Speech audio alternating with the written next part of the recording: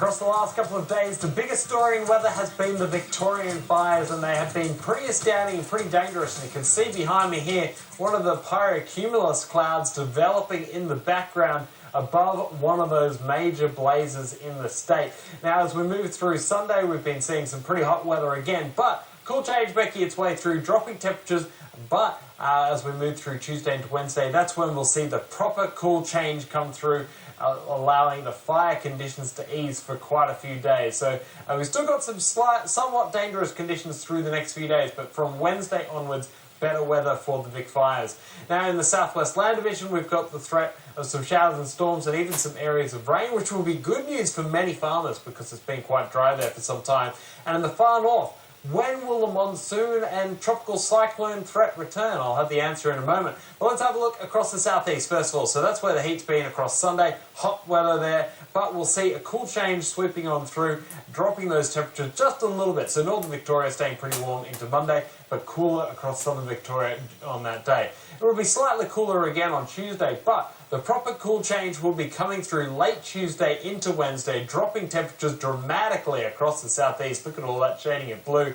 It'll even drop temperatures up through the Sydney area late in the day on Wednesday as well. And with that change, because it's a stronger change, we also got increased shower and thunderstorm activity, potentially severe storms across the Vic New South Wales border on Tuesday, fairly decent falls for Tasmania as the system moves on through, cold weather as well, maybe even a little bit of hail, and we'll see substantial showers and storms on Wednesday through central New South Wales.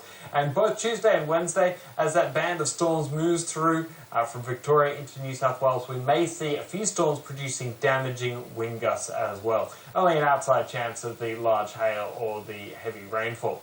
Now in the west, we've got a shower, thunderstorm, rain event likely to unfold. Unfortunately, it's not a huge amount of rain coming with it, but it will be decent in some areas. Some locations might see more than 10 millimetres, but generally the falls will be in the order of about 5 millimetres from Norseman through to the west. Kalgoorlie and anywhere north looks like seeing a little bit less than 5 millimetres in the gauge. Now finally, up in the far northern tropics, we've had a break in the monsoon, and that's primarily because the Madden-Julian Oscillation has moved away from us. And the Madden-Julian Oscillation, you might ask, what is that? Well, it is an oscillation that returns around the tropics every 30 to 60 days. So it brings the greatest amount of tropical uplift, so extra shower and thunderstorm activity, and it circles the tropics right around the globe every 30 to 60 days. So it was last in the Australian region at the back end of January, and it helped to trigger the Townsville flood event.